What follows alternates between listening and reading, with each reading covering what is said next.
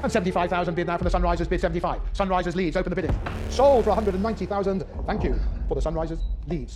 IPL ಹಬ್ಬ ಇನ್ನೇನ್ ಬಂದೇ ಬಿಡ್ತು. T20 ವಿಶ್ವಕಪ್ ಗೆಲುವಿನ ಗುಂಗಿನಲ್ಲಿರೋ ಟೀಮ್ ಇಂಡಿಯಾ ಅಭಿಮಾನಿಗಳು ಈಗ IPL ನೋಡಿ ಸಂಭ್ರಮಿಸೋದಕ್ಕೆ ಕಾತ್ರದಿಂದ ಕಾಯ್ತಾ ಇದ್ದಾರೆ. ಈಗಾಗಲೇ ಫ್ರಾಂಚೈಸಿಗಳು ತಮಗೆ ಬೇಕಾದವರನ್ನ ಖರೀದಿ ಮಾಡ್ತಾ ಇದೆ. ಆಟಗಾರರ ಬಿಡ್ ಪ್ರಕ್ರಿಯೆಯಲ್ಲಿ ಒಂದಷ್ಟು ಡೆವಲಪ್ಮೆಂಟ್ಸ್ ಆಗ್ತಾ ಇದೆ. ಇದರ ಮಧ್ಯೆ ಈಗ ಒಂದು ವಿವಾದಕ್ಕೆ ಎಡೆ ಮಾಡಿಕೊಡ್ತಾ ಇದೆ. ಅದೇನಂತಂದ್ರೆ ಪಾಕಿಸ್ತಾನದ ಕ್ರಿಕೆಟ್ ತಂಡದ ಸ್ಪಿನ್ನರ್ ಅಬ್ರಾರ್ ಅಹಮದ್ ಅವರನ್ನ ದಿ 100 ಟೂರ್ನಿಯ ಸನ್ರೈಸರ್ಸ್ ಲೀಡ್ಸ್ ತಂಡ ಖರೀದಿ ಮಾಡಿದೆ. ಈ ತಂಡ ಚೆನ್ನೈನ ಸನ್ ಗ್ರೂಪ್ನ ಒಡೆತನದಲ್ಲಿರೋದು. ಹೀಗಾಗಿ ಭಾರತೀಯ ಅಭಿಮಾನಿಗಳು ಇದನ್ನ ವಿರೋಧ ಮಾಡ್ತಾ ಇದ್ದಾರೆ.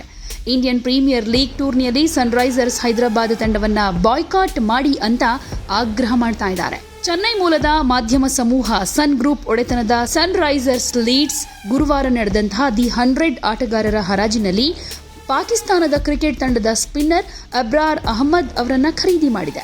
ಇದರಿಂದ ಈ ಟೂರ್ನಿಯಲ್ಲಿ ಭಾರತೀಯ ಒಡೆತನದ ಫ್ರಾಂಚೈಸಿಯಿಂದ ಸಹಿ ಮಾಡಿರೋ ಮೊದಲ ಪಾಕಿಸ್ತಾನಿ ಆಟಗಾರ ಅನ್ನೋ ಹೆಗ್ಗಳಿಕೆಗೆ ಅವರೇನೋ ಪಾತ್ರರಾಗಿದ್ದಾರೆ.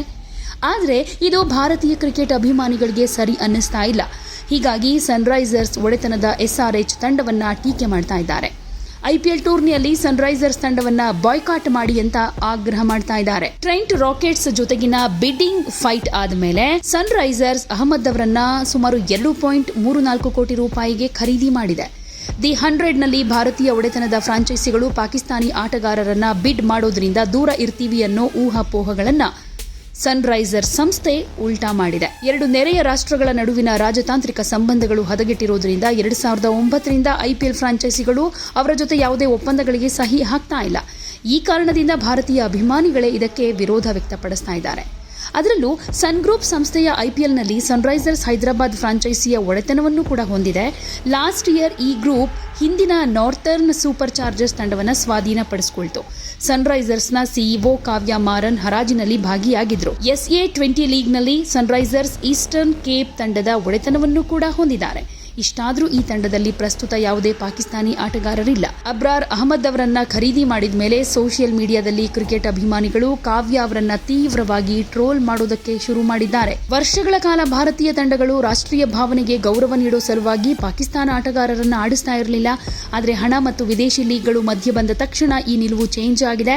ಭಾರತೀಯ ಮಾಲೀಕತ್ವ, ಭಾರತೀಯ ಬ್ರ್ಯಾಂಡ್, ಆದರೆ ರಾಷ್ಟ್ರೀಯ ಮನೋಭಾವ ಮಾತ್ರ ಏನೂ ಇಲ್ಲ. ಲಾಭವೇ ದೇಶಕ್ಕಿಂತ ಮುಖ್ಯವಾಗಿದ್ರೆ ಭಾರತವನ್ನ ಪ್ರತಿನಿಧಿಸ್ತೀವಿ ಅಂತ ಹೇಳೋದನ್ನ ಸ್ಟಾಪ್ ಮಾಡಿ ಅಂತ ಸೋಷಿಯಲ್ ಮೀಡಿಯಾದಲ್ಲಿ ಕ್ರಿಕೆಟ್ ಅಭಿಮಾನಿಗಳು ಕಾವ್ಯ ಮಾರನ್ ಅವರನ್ನ ಟೀಕೆ ಮಾಡ್ತಾ ಇದ್ದಾರೆ, ಟ್ರೋಲ್ ಮಾಡ್ತಾ ಇದ್ದಾರೆ.